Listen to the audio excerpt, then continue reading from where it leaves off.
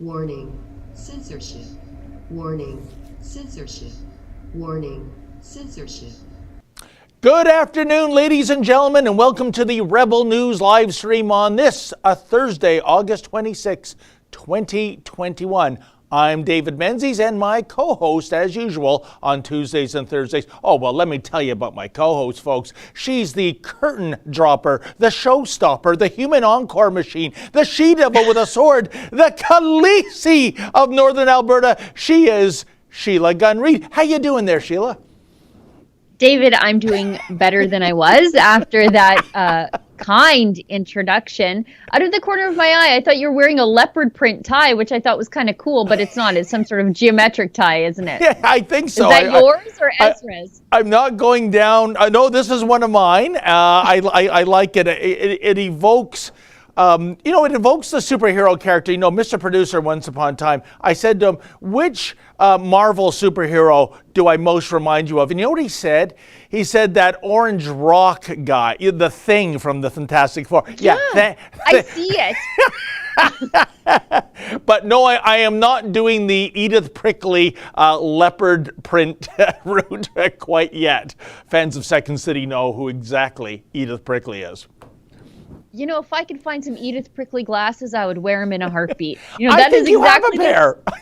I do have a pair, but hers are a little more cat eye. Mine sort of are like an up a little. Hers are just like, if I could find some of those with like maybe some like the wings at the end, I'd buy them in a heartbeat. I would pay whatever someone was asking.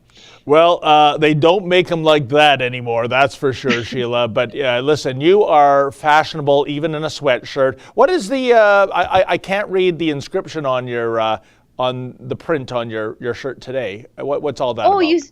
You see I'm conservative even in my music. This shirt is a band t-shirt. I don't know if you can see, I'll have to move my microphone. So that is Coulter Wall. It's a band t-shirt. He's the Plain to See Plainsman. That's Brad Wall's son, former premier of Saskatchewan, Brad Wall's son, and he is the hottest thing in traditional outlaw country on the face of the earth, and I'm not even exaggerating. I mean, everything he touches turns to gold. He's kind of a niche act, but in the genre in which he performs, he is absolutely the top of his game. And such a young guy, too. I think he's in his early 20s, and he's just taking that entire realm of music by storm. Well, the fact that I've never heard of this band is the Good Housekeeping seal of approval regarding their coolness, because if I know about them, it's likely some band like, A Flock of Seagulls from the 80s, which I listen to on my little iPad as I cycle the mean streets of Richmond Hill. But enough about that, Sheila. This is what we've come to the point of the show where you tell the folks out there the ostensible policy reason of this live stream. I just can't even believe the visual you laid out there. So you're out there in your spandex and your racing jersey. Yes. And you look like the Thing wearing a racing jersey. And you've got your iPad with you? No, I don't know. iPod. I still, which they stopped making. iPad. And I've got, I've even got, this is my backup iPod. It's the iPod Nano. Really tiny. Doesn't give you any readout, but I moved on from that. But Apple stopped making them. I find I am the kiss of death. Like whenever I buy an automobile, Sheila, it's discontinued. Whether it's the Camaro or the Prelude or the CRX. I buy, or the my urban truck, the Adrenaline. The moment I buy it, within a year or two, it is extinct. I don't know what it is. You talked about the Midas touch of that rock and roller. I've got the reverse Midas touch, I think. No, I should tell everybody what we're doing. Yes. Because of all the things that you have the touch of death, it's not this show. This is the Rebel News daily live stream. It used to just be hosted on Friday by the boss man Ezra Levant, but now it's hosted on Tuesdays and Thursdays by David and myself, and then on Monday, Wednesday, and Friday by some of the other talent. Maybe Ezra will make an appearance now and then, but you know what? He's a busy guy running Canada's largest independent media company, and we are in the middle of an election, so one of our busiest times ever. So he's a busy guy. This used to be a good chance for us to, of course, interact with each other, as you are seeing unfold before your very eyes. But it also used to be a chance for our people to interact with us, but also to support the work that we do. So we used to take something called super chats on YouTube, and you could throw us a little money and we would answer your query or comment on air. But then YouTube, the mask slipped as soon as Biden was elected, and they demonetized us, but also a whole host of other conservative channels all at the same time, because who's going to hold them accountable now? So anyway, we are like the Johnny Appleseed of the internet now. We're just sprinkling our little apple seeds of truth across all the other platforms as well. We're not going to leave YouTube willingly. They're going to have to remove us from the platform, and I think that's only a matter of time. But we have 1.5 million YouTube subscribers there. We don't want to abandon you. But if you are watching us there, might I suggest you move over to one of those other platforms that really don't care about your politics, because I think that's the most important thing. I don't want to be on a conservative platform. I don't want to be on a liberal platform for spite. I want to be on a platform that doesn't care about my politics or your politics or anybody else's politics, and where we can just have this free exchange of ideas. And if you don't like what we have to say, guess what? You don't have to watch us.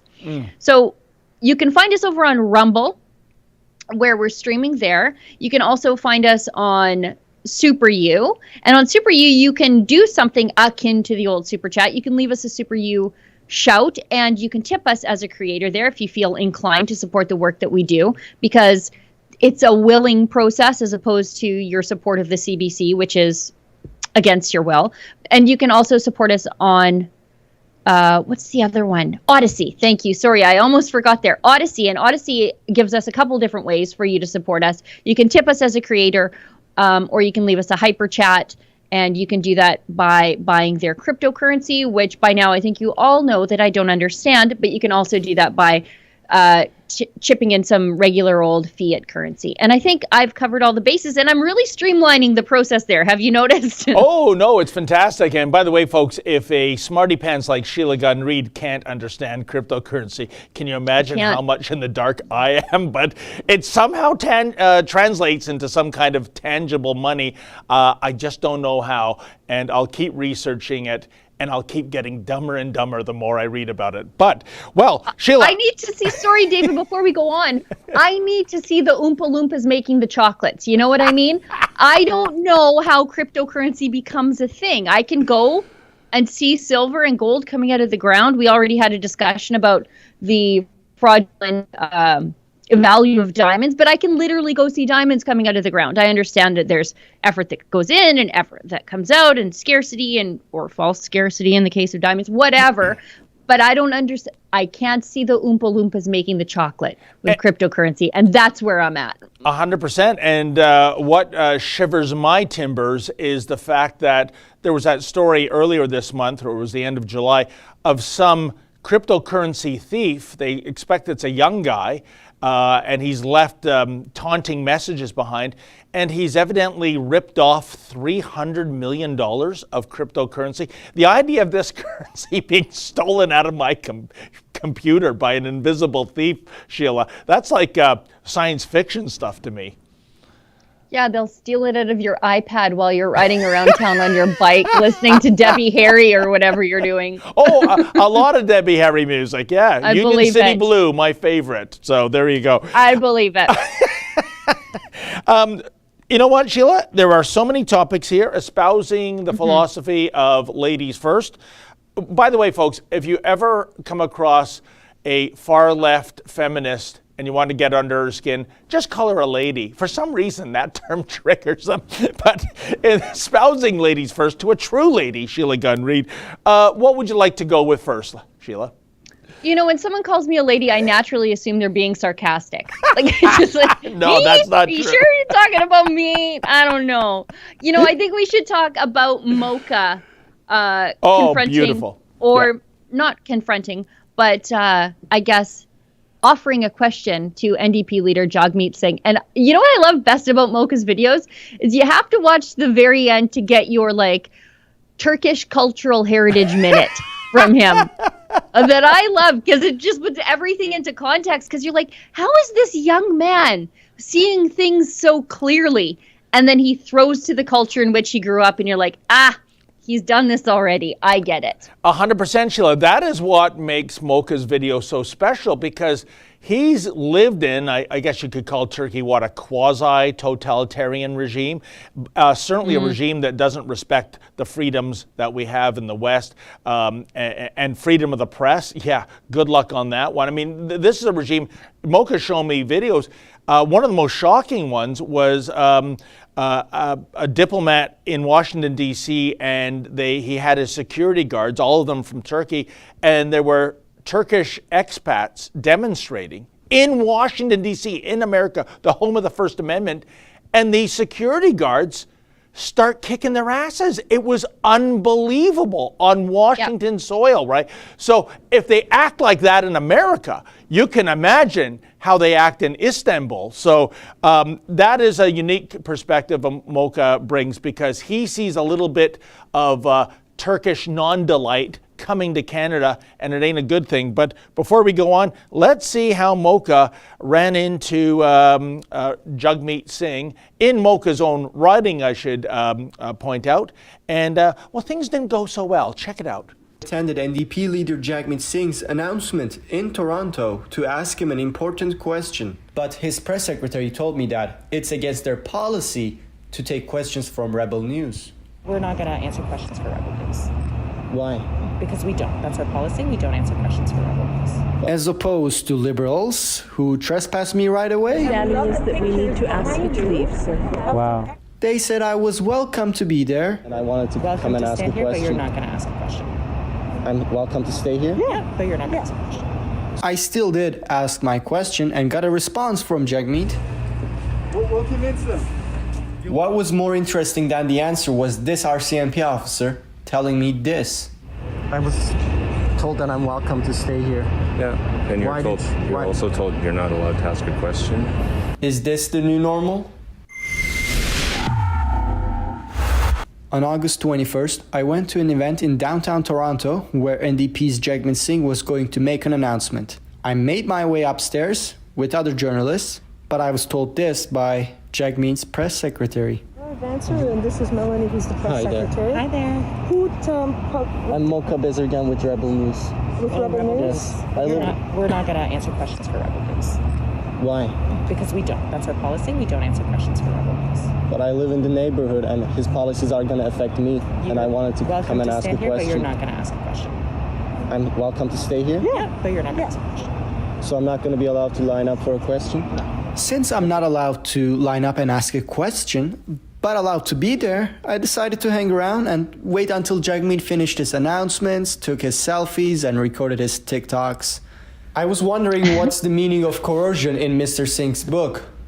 And my question was based on this statistic from Statistics Canada, indicating that visible minorities happen to have a much higher hesitancy towards COVID-19 vaccine compared to non-visible minorities. Since none of the provinces in Canada ask people who are getting vaccinated their ethnicity, our only guidance is this statistic that asked Canadians how willing are they to get vaccinated against COVID-19.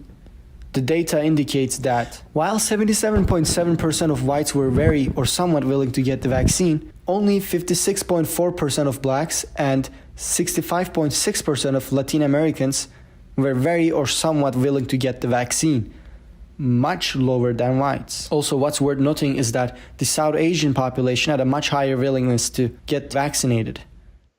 As you know, Jagmeet demanded from Justin Trudeau a mandatory vaccination deadline for federal public servants and workers in federally regulated industries by Labor Day, and asked for real deadlines for vaccine passports. But wait a second, who is going to be enforcing the vaccine passport? It's going to be the same police who choked Alex Bowes for not wearing a mask. It's going to be the very institution that has been accused of disproportionately affecting minorities. But that's not going to be the case when the members of that very same institution starts going table to table checking for people's vaccination status, just like in France, right? Voilà. Avec une pièce d'identité.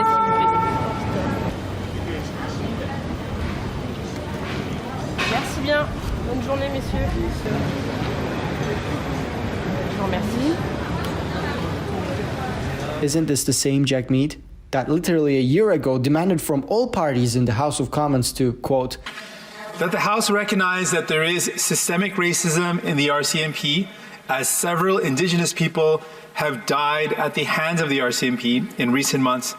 So what happened? The RCMP has no systemic racism anymore? He himself called the MP who opposed this motion a racist. It's true. I called him a racist, and I believe that's so. Excusez, to à propos de les apologize propos with qu'il a respect dit. to what he just said, I will not. And was removed from the House of Commons for refusing to apologize. Okay, so I attempted to ask him this question, but guess who came to his rescue for my question? Did you see that? A federal police officer ordering me to sit down as if I'm his dog. Mr. Singh, visible minorities have a much lower rate of getting vaccinated. Are you going to convince them or are you going to coerce them? I wasn't expecting that. I felt stressed. I was gambling with an RCMP officer by not obeying his order. Isn't vaccine passport a form of systemic racism? We'll convince them. You will convince them? Are you an RCMP officer? Yes. Okay, I was told that I'm welcome to stay here. Yeah. And Why you're did- you're why- also told you're not allowed to ask a question. by the- That's why I didn't line up. What? Yeah. So if Okay, they, we're done here. Oh, you might be done with me, but I'm not done with you. Can I get your name and badge number, please? Can I get your name and badge number? Okay. With a little bit of wind too.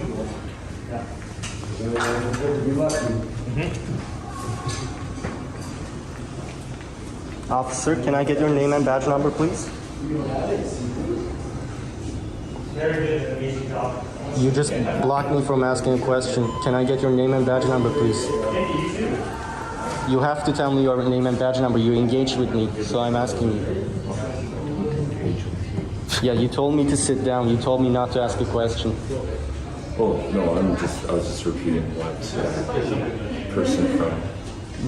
Yeah, but you have the authority of the law, and it's not illegal to ask a question. I just want your name and badge number, please.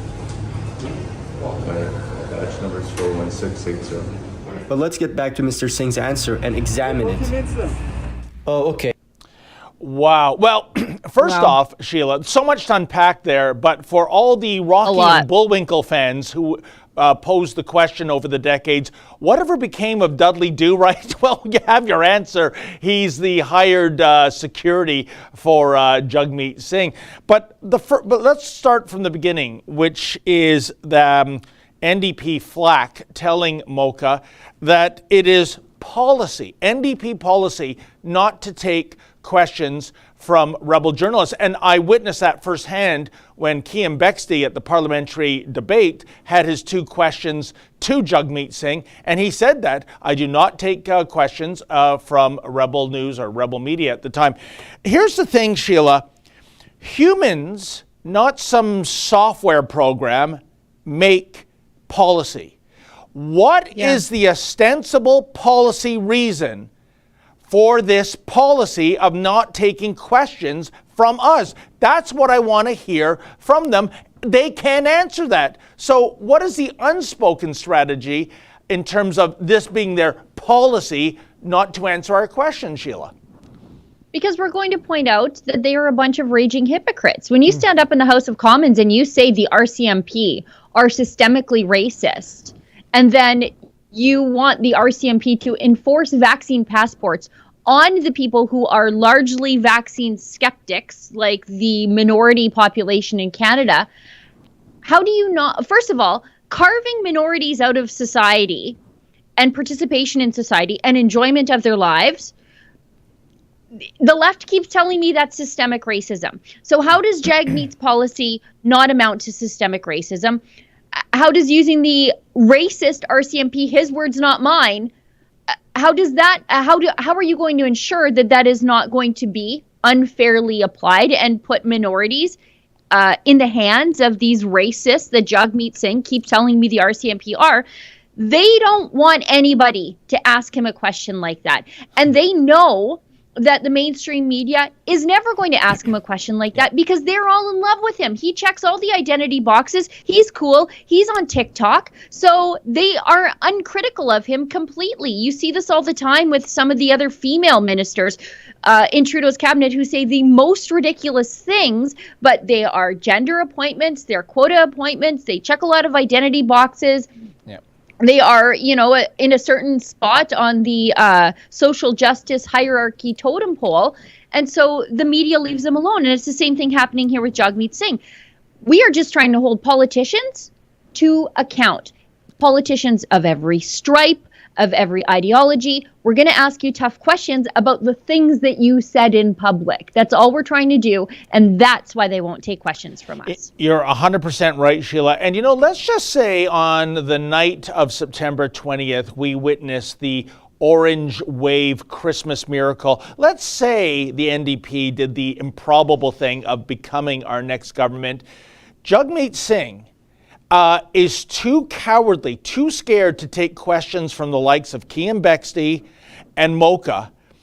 How, as Prime Minister, is he going to deal with the real tough guys in the world? Oh, like, say, the Taliban? I mean, are you kidding me? If this is your style of leadership, that you can't handle insensitive or prickly questions, how do you deal with the tyrants in the world, of which there are many, Sheila? Well, and, to dodge a question from Mocha, who is a visible minority and immigrant to this country, who has lived under a form of tyranny, to say that we won't take questions from Rebel News because they're far-right, alt-right extremists, those ridiculous things that they level at us, it couldn't be further from the truth. Yeah. We've got we're a very diverse company, and we don't need to defend ourselves against these allegations, but when you won't take questions from an immigrant, visible minority reporter, and I'm talking about the Liberals, the NDP, and the Conservatives here, that sounds like something an alt-right politician might do. 100%. And they are obviously unobservant to the irony there. Now, the second big piece of that excellent video Mocha produced was the RCMP officer. You're not allowed to ask questions. Who in blue hell does this guy think he is? First of all, we do have freedom of the press. Secondly, as I mentioned, this is actually happening, this event, in Mocha's riding. He lives in that neck of the woods. So he's a constituent as well as a journalist. And some jabroni with a gun is saying, you're not permitted to ask a question? What do you make of that, Sheila? Well, when I was looking at that, I thought, when I saw that guy walk up and Mocha's like, that's a cop, Sheila. Those uniforms are a little bit more inclusive than they used to be, if you know what I mean. They're making them tactical pants and husky fit now. But preventing a journalist from asking a question, a politician telling a cop that journalist can't ask a question in public in a free country, and the cop going over and saying, yeah, no, you can't ask a question. This is Canada, not Venezuela or Cuba. Yep. We don't have cops acting as the enforcers against journalists to protect politicians. That's not how it works in this country, mister. Like, he looks like he's been a cop for a long time. A very long time. I don't think they're giving the NDP the A team or even the B team. That might be the Delta team of RCMP protection. But it looks like he's been a cop for a long time. How does he know so little about what we are allowed to do in a free country and what he's allowed to do to enforce it? Because, I was talking to a constitutional lawyer on my show on Tuesday night, which aired on Wednesday.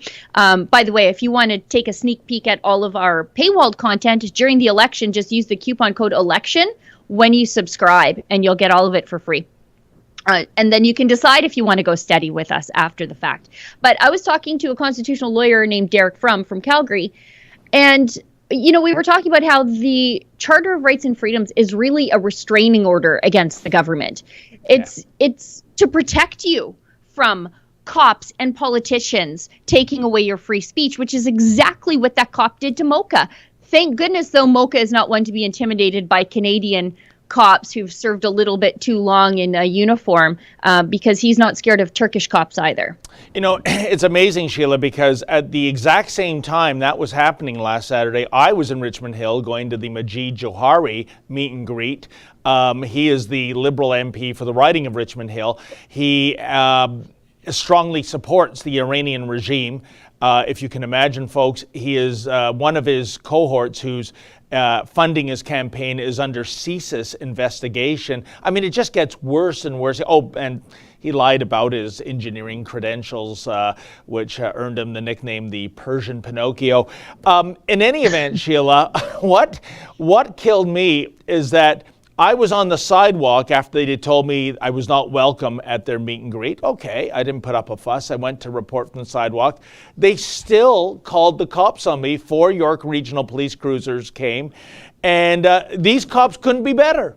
We're the umpires behind home plate. They got my side of the story, then they went over to Johari, got his side of the story, which was identical. And the supervisor, well, she had to explain to him, well, Mr. Johari, we're in Canada. A journalist reporting from a sidewalk, it is allowed. I think, Sheila, Mr. Johari got the Greater Toronto area confused with the Greater Tehran area. You know, and I think we got a little snippet of what's to come if the Liberals get their way with their new censorship bureaucracy and the coming legislation. Yes. Because all you did was ask a question, and then you were standing on a public sidewalk and they called the cops on you. So can you imagine what they would like to do to you if they had free reign to do it with their new coming censorship law? Well, from that, we move on across well, before we get to across the pond with the latest Avi shenanigans, and it's a great one, we have some super chats, I believe, Sheila. We do. They're rolling in quite a bit. Also, one more thing with that Mocha video, and I know, Justin, you want me to get to these chats, but that Mocha video, that cop thought he could bully Mocha, and then when Mocha didn't back down and said, "Give me your badge number, why did you tell me not to ask questions?" the cop realized, oh, damn, I did something really wrong. I thought I could bully this kid because Mocha is all fresh-faced and bushy-haired, and so, you know, that's part of his charm, is you don't expect what's coming from Mocha, and how he doesn't back down. And that cop thought he would intimidate Mocha, and Mocha would just be like, "Okay, sorry, you're a cop, I'm sorry." But Mocha didn't. And that's when the cop was like, "Oh, I didn't engage with you. I just was saying what that other person said. So I said it again. Like, give me a break. Give me a break." And you know, Sheila, at that point, I almost started to feel sorry for the cop because it was so embarrassing. Almost. You know, Officer 416801, which sounds like an incomplete Toronto phone number, by the way, with the old area code. But he did himself no favors. And that line, "I'm done with you," and Mocha saying, "Yeah, but I'm not done with you." That was brilliant. Yeah. Okay, let's get to some of these. This is a hyper chat from Enoch the Salty Pretzel. He said he says his way to fight the vax passports here in the Golan Heights is my yellow Star of David stitched to all my shirts with second-class citizen unvaxxed printed in the center. In Hebrew, of course, had some interesting exchanges over the stars. Well, it is medical segregation. You are one of the most vaxxed countries in the entire world, and yet we're seeing all these breakthrough infections now. 8 or 9 months out from the vaccine. I guess it's 8 months now. It is never going to end, Sheila. I guess these things have an expiry date, so it'll be endless boosters. Exactly. While we avoid getting natural immunity. Endless boosters and endless waves. What is it? The Delta, I guess next is Epsilon. We'll get our way to Zephyr in no time, I'm sure. And then we'll go to Roman numerals, like how they number Super Bowls, right? Yeah. Maybe we'll just start naming them like hurricanes. Just like guy, girl, alphabet, all the way down, because that's what it's going to be like. And the only people getting rich are going to be Walmart, Costco, and the vaccine companies. Yeah, I think you're right. A Super U tip from my buddy, Canadian Forces veteran, Mike Mayer, gave us $5.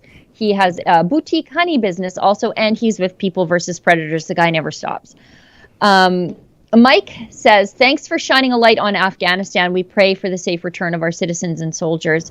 I I don't know what else I can do. You know, guys like Mike left their friends, sometimes their limbs, pieces of their soul back there in Afghanistan. And the government has thrown away their sacrifice, abandoned our allies to stand in sewage for help that's never coming, and calls the Taliban their brothers. Can you imagine can you imagine that phrase, what that felt like in the ears of our veterans, to call the Taliban their brothers after they lost friends and body parts and live with PTSD, and PTSD is not a disease of just the soldier, but also the entire family. And then you have people like Maryam Monsef calling them our brothers, and then people defending her saying, oh, well, it's just a colloquialism. No, it's not. Maybe. And maybe in Afghanistan, I don't care. But we're in Canada, and she's a minister of the Crown here in Canada. And I had a veteran say, well, that's weird because we've never had the Liberal government call us their brothers, just the Taliban. Sheila, even in the Toronto Star today, if you can imagine, there is a Muslim woman writing a guest column that's saying, no, what brother means is, you know, it's the context that you are more than a friend. It's someone I would take a bullet for. Just because you're male, you wouldn't be referred to as a brother. So that was a garbage announcement. And why is Maryam Monsef, a.k.a. the Minister of No Fixed Address, sometimes she's born in Iran, sometimes she's born in Afghanistan, who knows what it is today. Why, as the Minister of Women's Affairs and Gender Equality, why is she even weighing in on this, Sheila? She's not the Foreign Affairs Minister. She is someone nobody in the Taliban has heard about or even cares about. Actually, strike that. They do care about it. She wasn't wearing any kind of head covering when she was making that statement. That might get her marched into the soccer stadium back in Kabul, and not to see a football game, I should add. So why was she brought out there for this disastrous announcement in the first place?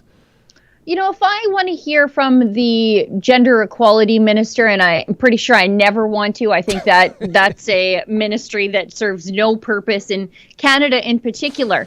But if I want to hear from her on issues of Afghanistan and the Taliban, I want to hear outrage about what's happening to women there. I don't want to hear her calling actual terrorists our brothers. This is the government that labeled the Proud Boys, the men's drinking club of the Proud Boys, a terrorist organization, referring to the Taliban as their brothers.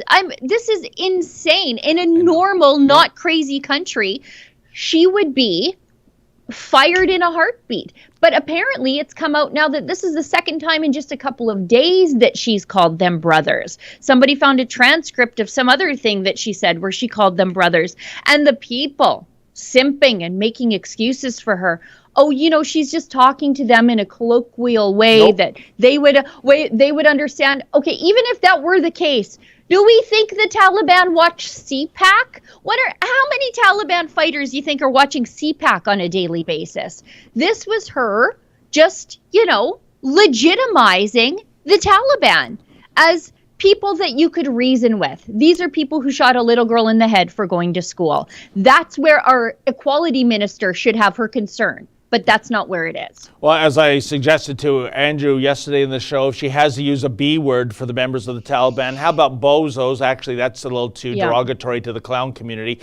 So butchers, barbarians, yeah, that works for me. And maybe the message should be, hey, brothers, can you stop killing our sisters for going to school, taking positions in the justice system, for not wearing a burqa? How about that as a message? No, I guess that's too culturally insensitive. She's a disgrace.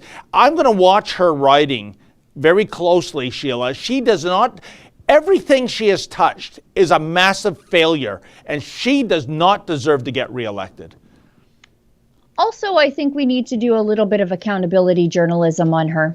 I think that if she were a conservative minister who said something so stupid, she wouldn't be able to sleep at night. People would be crawling in her windows, journalists, to ask her questions. Likewise with Harjit Sajjan.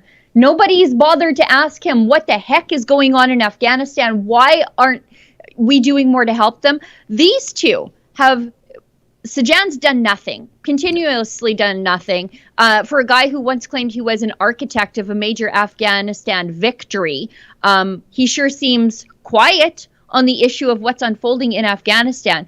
And for Monsef to call the Taliban her brothers, if these two absolute idiots were conservative ministers, they would not be able to be out in public without journalists jumping out from behind bushes and crawling out from underneath cars. But because they are liberals and the media is completely bought off, they don't have fear of any public confrontations and accountability journalism at all.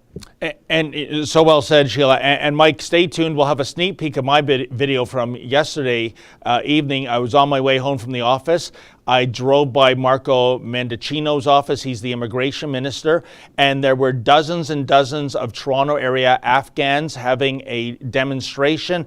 I immediately made an emergency bat U-turn, came back to the office, got a cameraman, and we covered that event. And I'm telling you, Sheila, this is sticking to the Liberals like tar that they can't get off their shoe.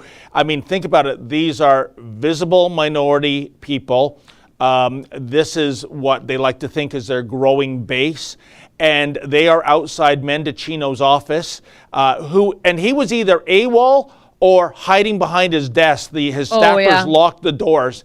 And they are basically saying, you have blood on your hands. The idea of these people voting Liberal, not a chance. Good. Yeah. They can only abuse the immigrant vote for so long before our immigrant friends realize that they're being lied to. Indeed. Well, and that's another thing. By the way, conservatives, you're really terrible at communicating to people who came here for freedom that you stand for freedom. Maybe you should try that sometime. And a lot of these immigrant communities, they are socially conservative, and you do a terrible time of communicating that to them. But you also, conservatives, I know you're watching, you're also doing a lot to purge social conservatives from your own party. So if you want the votes of social conservative immigrants, maybe make it okay for them to be socially conservative in public without being painted as bigots, by the way. Anyway. I'm afraid that might be a bridge too far, Sheila, these days. I know. Anyway, I've got lots of advice for the Conservative Party. They just won't take it. We've got a Rumble chat from Bafamar, who says, Mocha is very good. I really enjoyed his report. He's excellent. Yeah. And he's interesting to watch. Like, he's a feast for the eyes. We got a Super You shout from Jack M. Says, we're on a slippery slope into a police state under the Liberals. Yeah, when you've got cops who think it's perfectly okay to hassle journalists and Liberals who are calling cops on journalists who are committing the crime of standing on a street with conservative thoughts in their head, we've got a real problem. Reminds me of when, I think it was, I forget who it was, Anne McGrath? The commie that Kian drove the commie truck around in Calgary. Yes. And she called the cops on Kian for just literally asking her a question on a street corner. She called the cops. On a sidewalk again. I mean, don't these people who want to be part of government, Sheila, understand basic law and private property and trespass? Because if a politician's on a sidewalk and you're on a sidewalk, you're fair game. I'm sorry. That's the way it works. There's no crime being committed. They think it's a crime if you make them feel uncomfortable. It's very strange. But you know what, Sheila? It's something you said in the morning meeting today that resonated. Can you blame them for having this mindset? Because we have, I mean, look at the journalists that follow around Trudeau in their own big red bus. They're being paid by the Liberal Party. The idea that there would be anyone dissenting to the Prime Minister, and my God, that footage out of British Columbia yesterday where Trudeau is literally chased away. And you see that Toronto Star journalist about 2 decades past her best before date, Susan Delacourt, saying, who's paying these people? Well, you're right, Sheila. That would be the mindset because obviously when you are a recipient of government funds to espouse nice things, anyone not espousing nice things must be being paid by the opposition. What else could it be? Yeah, I mean, these are bought and paid for mercenaries in the mainstream media. So when they see people opposed to Justin Trudeau, they think, well, those people can't come by their opinions honestly either. So they must be paid. And I thought, well, it's pretty interesting that conservatives like me have been talking about paid activists getting money from outside of the country for the last 10 years, environmental movement. And so, but the media didn't care about any of that then. But when you get activists who are opposed to Justin Trudeau, oh my goodness, they must be paid instead of just people who've literally had enough. Unbelievable. We've got a hyper chat from Rebecca Henderson. BC banning medical and religious exemptions for passports screams segregation discrimination by race. Indigenous and Blacks are the most vax hesitant. Yeah, our colleague, he did his best. Matt Brevner did his best to ask Trudeau a question about that yesterday. Religion, disability, and women, because pregnant women are hesitant. Yeah. How is this not racism, bigoted, ableism, and sexism? Where's the progressive left? Yeah, this is all their issues, right? These are all their issues. I just want everybody to just be free and live their life, but these are their issues: systemic racism, ableism, diversity, choice. These are all their things, but they really don't care about those things. They want groupthink with everything, including medicine. They love diversity, but when it comes to diversity of opinion, not so much. And I'm thinking, Sheila, the more this election campaign goes on, I would bet my life Justin Trudeau has buyer's remorse. I mean, a new aggregate poll came out looking at all the polls, and it's a statistical dead heat between the Conservatives and the Liberals, in terms of the popular vote. But the translation is, if the election were held today, the Liberals would win a reduced minority government. That is a disaster, because this was all about getting a majority. This was, if we can just turn a few seats here and there, we're in majority territory, and we don't have to be propped up by jug meat anymore. So if that poll is true, even if they return with a reduced minority, that's Disasterville. Yeah, and it might be a bit of a disaster for Erin O'Toole, because I'm seeing how high the PPC are polling in some ridings, and it is the difference between them winning and losing against the Liberals in some of those closer ridings. And I think back to my question at the leaders' debate: what are you going to do to get those people back into the fold? Because they were your base at one point, and they did their opinions haven't changed. Their political ideology hasn't changed. You just pushed them out. And then you hired a liberal mercenary to call them racist and white supremacist and extremist. What are you going to do to bring them back? And Sloan said he would. Sloan said he would. I think he did his best for the time that he was there. But Erin O'Toole, huge missed opportunity. You needed to bring those people back. It's going to cost you possibly the election based on some of the vote splits in some of those sort of outside of the West ridings. Oh, 100%. I mean, to go not to dwell too much on the Richmond Hill riding, but that's a riding, Sheila, that the Conservative candidate who's running again, Kostas Minagakis, in 2019, he went to bed as the victor. He woke up the next morning to discover that, where have we heard this before? The mail-in ballots swayed the riding by just over 100 votes, 0.2%.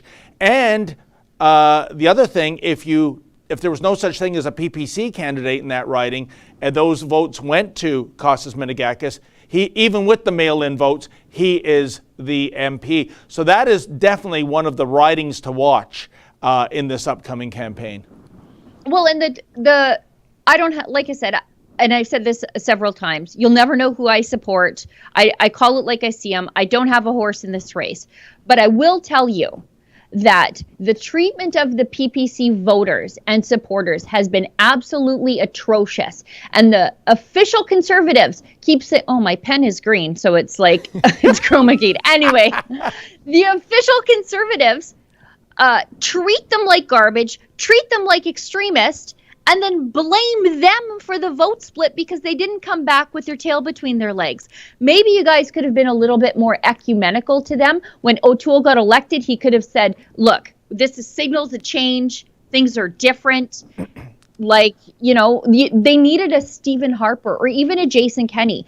Jason Kenney, after years of the Wild Rosers being treated like absolute garbage by the PCs, Jason Kenney came along and said, things are different. You're going to have an equal say. We're not going to treat you like that anymore. We know you are not that which the old party called you. But that never came out of Aaron O'Toole's mouth. And it's never going to change until they get a leader who's willing to reach across the aisle and say things are going to be different. Well, I'll tell you something, Sheila. You said you don't have a horse in this race. I have a horse, not in the electoral race, but when I was riding my bicycle 2 days ago on Warden, north of Stouffville Road, a beautiful brown horse came up to the fence to check me out. And I took a picture. I'll send it to you for proof. And then I guess I got a good look at that spandex you always demean me about and it ran away. But anyways, it was a nice little connection with nature. It's like we live in two different worlds. Like if I want to see a horse, I'll just go stand on the deck. You know, I'll just stand, I'll look, there's a horse. I'll go back in the house. It's fine. No. But you see a horse and it's like, I got to take a picture. A horse looked at me. Yeah, it's like a unicorn. We're in a different country. Yeah. I am on a different planet than you. Continue, my friend.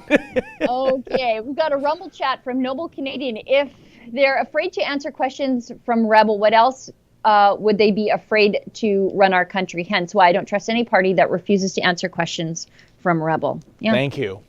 Yeah. Yeah. I mean, and our questions aren't tough. For example, when Alexa asked a question of Aaron O'Toole, even though earlier in the week, O'Toole's people said, we're not letting you into an event. You can't come. This is our policy. Rebel can't come in. She went to an Aaron O'Toole meet and greet as just a regular person and was able to ask him the exact question she wanted to ask him in the press conference. And he gave an okay answer. We're not asking trick questions. And if you give a good answer, well, it's a great chance for you to showcase to skeptical conservatives that you are not, you know, a liberal in a blue tie. Like, this is your chance. We're giving you a chance to talk to 1.5 million people. That's a chance you should take if you know the topics, but they just refuse to do it. And we showed, here's how you treat her if she comes in the front door, and this is what she does if you just let her in and ask a good question. It gave them a good opportunity to, you know, give a good answer. And still, they treat us like we're lunatics, misbehaved lunatics. I hate it. And you know, Sheila, I wonder what is in Mr. O'Toole's head. 13 months ago at the Independent Press Gallery parliamentary debate, I got to ask Mr. O'Toole questions. I found him intelligent. He was very cordial. He was well-spoken. He was all about anti-cancel culture and pro-free speech. He had all the time in the world for us when he was candidate for leader, Aaron O'Toole. He becomes leader O'Toole, and suddenly some kind of regime change happens. I don't know. I don't think it's internal either. I think it's his handlers. But if you're a strong leader, you go, okay, your opinions are noted. I'm still talking to Rebel, especially since when was the last time we saw this exact same strategy embraced? Oh, yes, it was 2019, wasn't it, Sheila? With Andrew Scheer. He had time to come on and do personal interviews with Ezra ahead of him being named the leader of the party. I interviewed him. I interviewed him in my hometown. He came and talked with the local MP. I went and interviewed him. We talked about Catholic school off camera. Like, he knows we're not radicals. And, you know, I hate to dwell on this because the point is, it's their loss. It's not ours. Because we are going to ask questions. Yep. We just are going to have to get a little creative, like Alexa did, like Mocha does, like you do. We're going to ask questions. Putting a bouncer up at the front door, it's not going to stop us. It only makes you guys look bad. We don't answer to politicians. We answer to the people at home. They have questions they want answers to. We're going to ask them, and that's the end of the story. And so if people want to support the work that we do, because we've got Mocha flying around the country at this point, and we've got people traveling every single day to ask politicians questions. They can support the work that we do at realreporters.com. We are not on the Trudeau bus. We're not on the Conservative bus. We never would be anyway.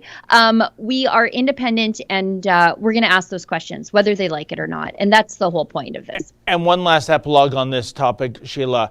Aaron O'Toole might find out, as Andrew Scheer did, that these people that they're courting, the mean girls of the media party, as Ezra likes to call them, they are not fans. They hate you. They hate conservative ideals.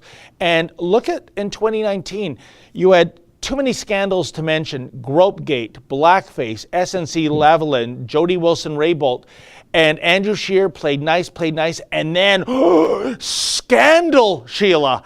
It was found that Andrew Scheer was carrying on as an insurance broker without the proper credentials. Stop the presses! And you have Scheer standing there like an exploding cigar just went off in his mouth going, what happened? I was so nice to you. Yeah. They never learn. No, they don't. Actually, let's, Justin, can we bring up Matt Brevner's video from Vancouver, or the Vancouver area, because it's pretty. I have some interesting comments, and again, I had some good comments in the morning staff meeting about it, so I'd like to talk about it now. Justin Trudeau came to the greater Vancouver area. We have a couple of journalists there. One of them is Matt Brevner. He went out to ask some questions, and we know we're going to get treated a certain way because we are not bailout media. We're independent journalists, and we're going to show you what happened, and I want you to listen very closely to what's being said, and you're going to hear some swears, but you know, just in the interest of accuracy, I want you to listen for what's being said, because what is captured on video and what the media is reporting are two absolutely different things. So maybe Justin, if you he's still looking for it. Okay. But yeah, to set the stage, I guess, while Justin still is looking for it, some mainstream media reporters said that besides the crowd being paid, because no people could have that visceral dislike for Justin Trudeau on their own without cash changing hands, these people, the media said, shouted anti-Semitic things. And Matt rolled video for a couple of hours. He didn't hear anything. He closely examined it. We all closely examined it. We didn't hear a single anti-Semitic slur. Now, that doesn't mean that it didn't happen, but we didn't catch it. But also, the mainstream media has not published any evidence of it. And let me tell you, if there was evidence of it, they would have published it. They showed a clip of Justin Trudeau being booed and chased out of town. But if you listen carefully to their clip, you cannot hear any anti-Semitism. So where is it? If you heard it with dozens of bailout journalists standing around waiting for those socks to come down the stairs off the Liberal bus, where is the clip of anti-Semitism? Where is it? If it happened, please show us. I want to renounce it. That's what I want, but they can't show it to me. Anyway, I think we found the clip. Waiting for those socks. He's not getting on the bus. He's not getting on the bus. Justin, our vaccine passport's here to stay, sir. Our vaccine passport's here to stay. Vaccine passports disproportionately affect people of color in Canada, sir. Overwhelmingly. Vaccine passports disproportionately affect black Canadians, sir. How long are vaccine passports here to stay, sir? Will there be religious exemptions for the unvaccinated in Canada, sir? Get the protesters. Sir, will there be religious exemptions? Will there be religious exemptions for vaccine passports, sir? Sir, will there be religious exemptions, sir? Do you think that it's insensitive to call a snap election when there are Canadian armed forces dying in Afghanistan, stuck in Kabul, sir? Do you think it is insensitive? Fucking piece of goddamn shit.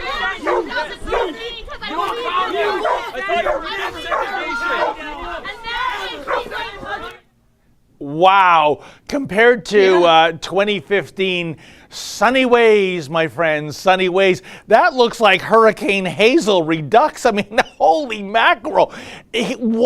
This is staggering, Sheila. I'll say this, before the writ was dropped, I didn't foresee this happening out on the campaign trail. Sparse gatherings at meet and greets with the Prime Minister, the sort of which make a Joe Biden rally look like a Trump rally. And then this actually getting his arse kicked out of town by hecklers. There is something in the air. It ain't going well for him. No, this is something that you would expect to see in Calgary, Medicine Hat, Red Deer for sure, Fort Saskatchewan. They don't campaign here. We're not worried. But this is something that you would see on the prairies, Regina, Lloydminster, the greater mainland, like of British Columbia. You never thought that you would see that sort of thing. And Matt told us people were coming out of their houses once they realized the Prime Minister was there to protest him. And the mainstream media quickly had to say, oh, no. Those people, they're traveling across the country. They're not from here. They're a so they must rent-a-mob. be getting paid. Yeah, a rent-a-mob. Well, that's funny because I've been concerned about rent-a-mobs in the environmental movement for 10 years, but the mainstream media didn't seem to care. But now all of a sudden they think that this anti-Trudeau movement is a rent-a-mob. But I also thought it was pretty interesting about what the mainstream media hears and doesn't hear from inside that media bus. For example, we know just a few days ago, Mocha, again, on his cross-country gallivanting on the campaign trail, he caught Indigenous protesters blocking Justin Trudeau's bus for at least a half an hour. The mainstream media, namely David Aiken, the bailout journalist, said it didn't happen. It just absolutely didn't happen. And Mocha's like, I have a half an hour of footage where you can see Justin Trudeau being evacuated off the bus so that he's not even photographed being shouted at by these protesters. And the whole event was delayed. But David Aiken didn't see nothing from inside the campaign bus. So it's really weird how they can miss actual protesters protesting Justin Trudeau, but see and hear anti-Semitism that nobody else heard. If it makes the protesters look bad, it's very strange what all these journalists see and don't see with all those cameras and microphones around. You know, Sheila, what men will do for money. I mean, in another life, going back some 6 years ago, David Aiken was a colleague of mine at Sun News Network. And this new and not so improved David Aiken, that wasn't the guy he was back then, but with the government as opposed to Quebecor cutting the checks, he's had a come to Jesus moment. And I understand from colleagues and friends that if you reach out on Twitter and try to correct him, I mean, not even condemn him, he'll block you. I got the old blockaroo. You've experienced it yourself. So that's the new David Aiken, and it's sad to see because I enjoyed him as a colleague, as a journalist at Sun News Network, but whoever body snatched him, boy, they really did a number on him. Yeah, they rounded up quite a few conservative men. We've got Michael Corrin, who has been body snatched. Geez. We've got Charles Adler, likewise body snatched, and now David Aiken, who I never thought of as a conservative, but just kind of a straight journalist who sort of kept his opinions to himself, which I think is great. However, those three guys, they've sure flipped the switch, and you can see it happening in real time. Wow. Anyway, we should finish up these super chats because we are almost out of time. We've got a hyper chat from Rebecca Henderson gives us a hyper chat. Says Toronto started a story about the comments targeting unvaxxed people. Some read, "Let them die." Go to Afghanistan. That one was made by former CIA head. Yeah, I saw that. The vaxxed are moving on without you guys, and we love it. Gotta love the tolerant, caring left. Wishing death upon someone is hate speech. You know, it's funny how these are the same people who bang the drum of universal health care, universal health care, universal health care. Bad lifestyle choices be damned. But are these the same people who would deny someone treatment for STDs if they were a sex worker, or deny them treatment of heart disease and diabetes if they made bad lifestyle choices, ate the wrong food, lived a sedentary lifestyle? Would they deny someone, a drug user, treatment for hepatitis? I mean, the point of universal health care, and I mean, there's a debate to be had there, and I'm willing to have it at another time, but it's not my argument, it's theirs. It's that universal health care protects everybody, but these are the same people who say, if you don't take the vaccine, you should not get treatment if you do get COVID. Unbelievable. It's gross. We've got a Super U shout from Devil's Advocate. You don't have freedom of the press when you're up against fascism. We've got a hyper chat from History Club World. It seems what is needed for Canadians' rights to be respected is to use to either make just a new charted, I think you mean charter, with more strength, or get an entirely new constitution. Follow History Club World on Instagram. You know what? Good luck. That's wishful thinking. We can't even get changes to the Constitution without catastrophic meltdowns between provinces. That's why Alberta chooses to elect our own senators municipally, because the idea of opening up the Constitution to change that so that, you know, we could elect senators across the country, it's just too gruesome. Nobody has the stomach for it. I have only 2 words: Meech Lake. Thank you. And I was I was a young person when that happened, but even I mean, youngish, and it was, I mean, I just remember it just occupied every ounce of TV and media and radio. It was just like you turn on the TV and it was just liberals talking about Meech Lake all the time. It was torture. I know. We got a hyper chat from History Club World. CBC's poll tracker is now showing that Trudeau is only 1.6% above Erin O'Toole. And that's CBC, so there's some bias built into that in favor of Justin Trudeau, by the way. Which, Sheila, means a statistical tie, you know, because, you know, 1 or 2% can go either way. So that's what I was saying earlier on with the poll I was talking about, the aggregate poll, which showed, I think, the Conservatives ahead by 1 point. Again, a statistical tie. But this, I'm sure, was not in the cards when Justin dropped the writ. I mean, no, not his at opinion, all. Right? Yeah, for sure. I look at this and I think, though, that's great. Those percentages are changing in favor of the Conservatives, and not even in favor of the Conservatives, but just away from Justin Trudeau, as far as I'm concerned. That's great. But again, because this is Canada, it's where those votes lie. So that's the popular vote.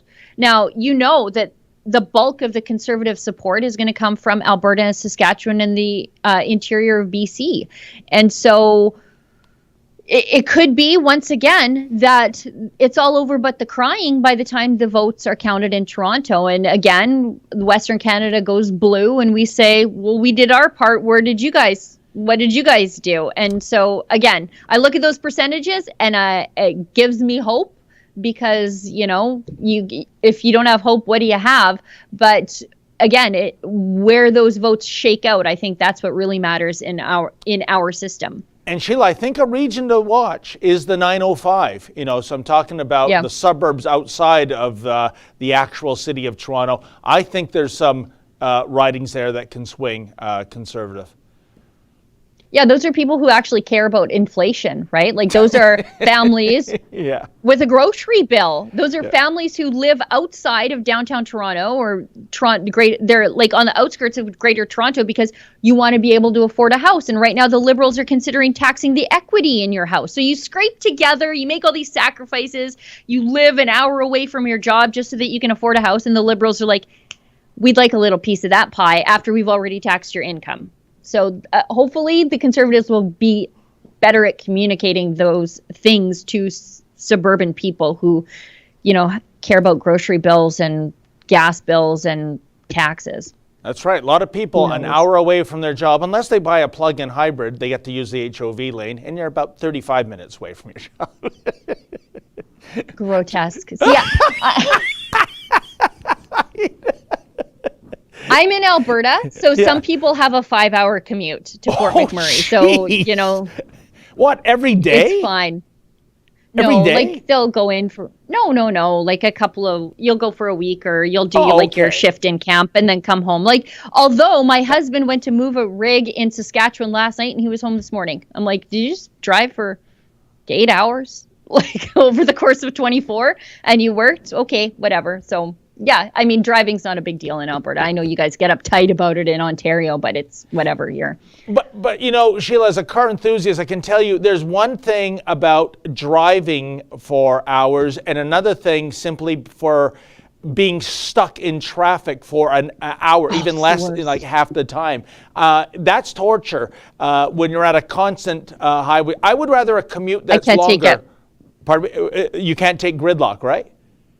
I can't take it. And I think it's because I am not from the city. So experiencing gridlock does strange things to my mood, my anxiety level. I would rather go up and down, just driving on a clover leaf, just go up and down, just going in a circle, than just sitting there in traffic, idling, and feeling my like anxiety and anger levels just going up and up. And it's worse when you come upon what everybody was stalled for, and it's like, somebody tire was on the shoulder and everybody slowed down to look at it. Great, wonderful. Thanks for ruining my day. Well, Sheila, thank you so much for making my point, which is to say, if you didn't live in Alberta and you lived in the 905, you would buy a plug-in hybrid vehicle so you don't get mentally distressed. Thank you. Moving on. I would buy a dual sport dirt bike. So something with blinkers, but I could take the ditch. That's what I would do. I wouldn't sell my soul for a plug-in hybrid. Anyways, let's get through this. Annalisa tipped us $20. Good to see you, Annalisa. Thanks again. We've got a hyper chat from Snow Flowers Crystallofolia. May the true name of our Savior, Yeshua, I think you mean Yeshua. Oh my goodness. Okay, thank you, Justin, for putting the pronunciation underneath, because I would have said this a different way that is easier and more traditional for me to say. May the true name of our Savior, the Messiah, and Yahweh from the Bible be the way, the truth, and the life for all of you. And Justin says it's pronounced Yahoshua Hamashiach. Okay, well, I would just say Yeshua, Yahweh, but okay, thank you. Anyway, let's move on. That was pretty challenging, and I'm not wearing my glasses, so I'm just like on top of the microphone trying to see the monitor. Got a hyper chat from History Club World. What are your thoughts about the Maverick Party? What are your thoughts of them winning? Apparently, you can still host your own debate without the LDC. So I was thinking you could try to do an all-party debate, maybe even reach out to True North and Rabble. Follow History Club World on Instagram. The Maverick Party is an interesting party, and I've spoken to the leader, who was a former conservative cabinet minister. Cabinet minister or whip? Whip. He was the whip.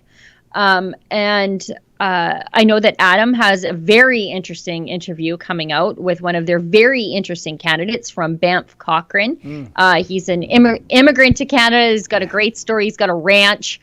He's just the quintessential Albertan. And so, we've got an eye to the Maverick Party. And I think it's no shock to anybody that I have separatist sympathies and tendencies.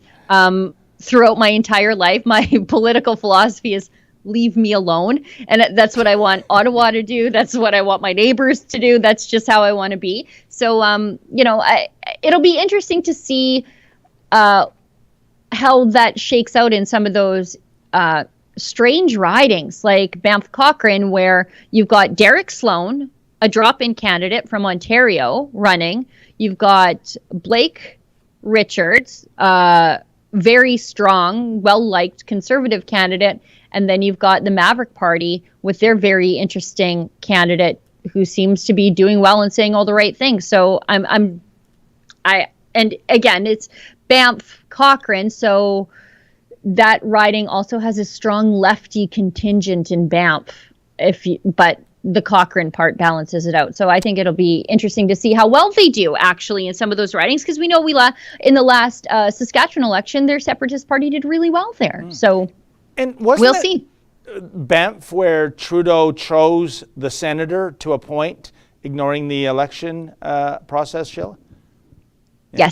Yes, he did choose the former mayor there. So, and in the last provincial election before this past one, it was a very strong NDP riding, although UCP took it back. So anyways, I think it would be interesting to see how well the Separatist Party does. Are people who have separatist tendencies just going to throw their vote behind the Conservatives just as an anti-Trudeau vote instead of voting with their conscience? I don't know. I think we might see some of that too. Let's keep going. We've got a hyper chat from Rebecca Henderson. Michael Knowles of the Daily Wire, I guess, reported 4 babies in Australia died because they needed heart surgery. Their region didn't have the resources for the surgery, but others did. Government banned the babies from traveling to another region in the country for life-saving treatment because of travel bans.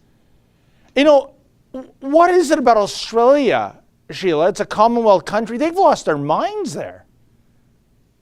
Yeah, I mean, what did Viva Fry say the other day? He said it was founded by convicts, and now it's gone back to being a prison. Oh, what a line. Oh, that's fantastic. Yeah. And I'm paraphrasing there, but it was something very clever like that, because it's true. You've got an entire country of imprisoned people. It's like the North Korea of the Commonwealth at this point. Oh, stunned. That's a tragedy. I mean, imagine the parents of those 4 babies. Makes me sick. Their lives, these little babies' young lives, were traded for the lives of people who will almost 100% survive the coronavirus. These babies were given a death sentence. They were given certain death to prevent people from getting a largely survivable disease. Geez, that might be one of the grossest, if not the grossest, COVID story death I've come across. I'm just hearing it for the first time now. That is despicable, is the word, Sheila. You know, I wonder if we could get someone from our growing Australia team to reach out to some of those families. Yeah, great idea. Yeah, I mean, it just makes me sick to read that.